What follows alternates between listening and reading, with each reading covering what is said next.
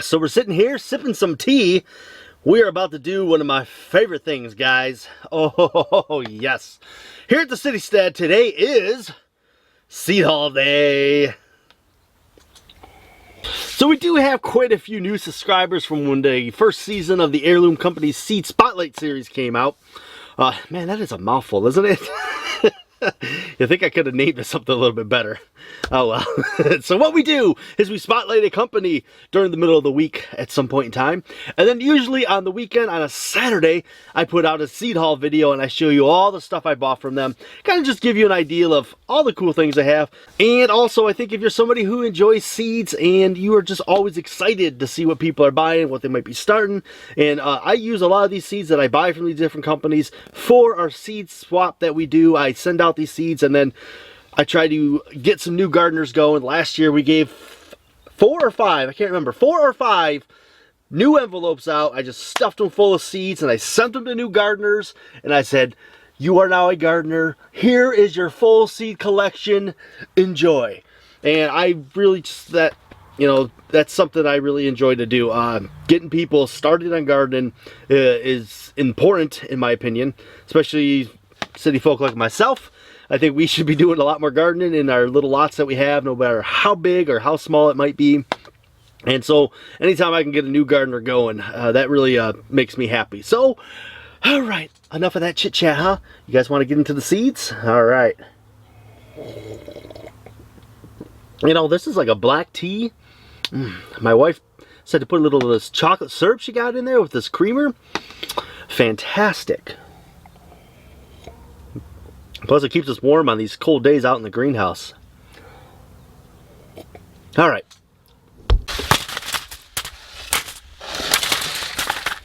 Alright, so let's get into the seeds, guys. I'm going to start with some greens here.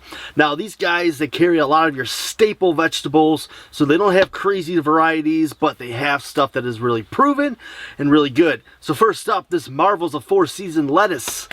Guys, 4-season lettuce. You can't go wrong with 4-season lettuce, can ya? Absolutely not. We all try to grow greens. We try to grow lettuce all summer long. A lot of us cannot because it gets so hot. They bolt. There's a lot of tricks you can use. You can see some of my videos I've done about it. I've talked about it a lot. Growing those arch trellises. You're growing lettuce underneath your arch trellis stuff to kind of get it to go through the summer. So, but that stuff there, you can kind of leave out in the sun in the summer and you'll still be all right. Something else, Bloomsdale standing spinach. That's a really good spinach to grow at all times of the year. And then I know I'm going to say this wrong. Lacanado kale.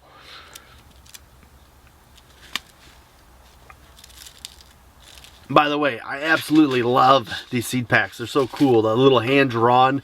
Very, very cool. I like the artistic part of seed companies and when they do stuff like that. So it always draws my attention and I just enjoy it so much. So here we go. We got some black Hungarian pepper.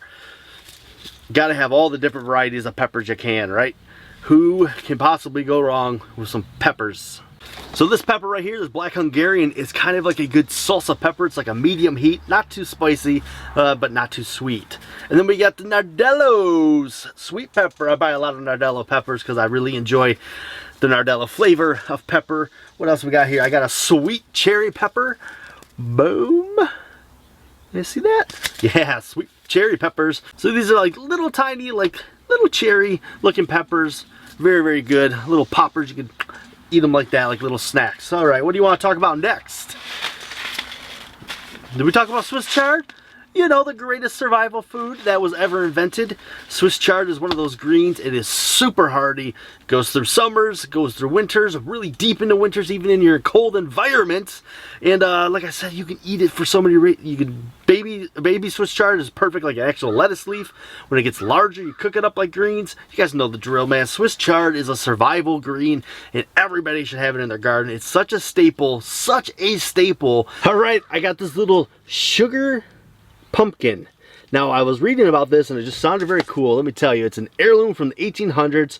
It is classic for its high quality stringless sweet flesh and it makes delicious pies. Now, these fruits grow to about 5 to 6 pounds. So these are kind of fruits that if you're an urban gardener like myself, you could probably grow this on a trellis, guys. This is one of those things This is the things we look for as urban gardeners, is something in small space. Now pumpkins, if you know, they go massive plants, they get huge, right? They're crazy, out of control.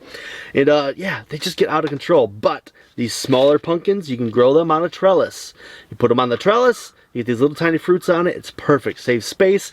Like I said, you can use it to actually shade out some of those greens in the summer.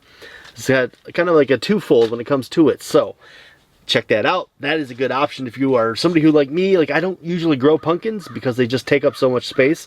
But those are the kinds of pumpkins that I would try somewhere in my garden and see how they do. I got a feeling they would be really nice to have in the garden. All right, so next up is Aunt Ruby's German green tomato. I think a lot of people know about Aunt Ruby's German green tomato. Very popular tomato, but green tomatoes are really good. They make a good salsa verde. And if you're somebody like me, I really enjoy some fried green tomatoes.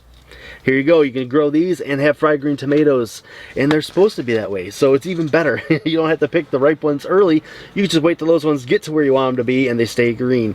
Next up, we got a yellow tomato, and this is Dr. White Cheese. I'm sure that is wrong. I don't know how to say it. Like many words in the English language, I struggle greatly. So if you know how to say it, kudos to you.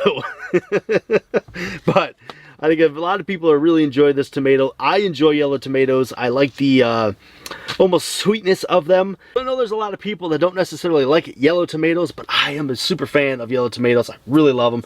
I think that they are great. Did you guys see that? I think it was a mosquito. So I know not everybody is a fan of the yellow tomato, but myself, I love yellow tomatoes. Pineapple tomatoes, my favorite. Dr. White Cheese, it's in that family, those yellow tomatoes. And yeah, you gotta have some yellow tomatoes, guys. I'm telling you, they're good. They're very good. All right, seed haul done, and I'm out of tea. Perfect time to wrap this up. All right, guys, that was the seed haul. Hope you guys enjoyed it. You know, seed hauls are my favorite thing to do, and I got a whole bunch of them I'll be doing for you guys. So hopefully you stay tuned, hopefully you're enjoyed, and hopefully it inspires you to go buy some seeds. Now remember, be bold and grow bold, and as always, I'm gonna see you guys in that very next video.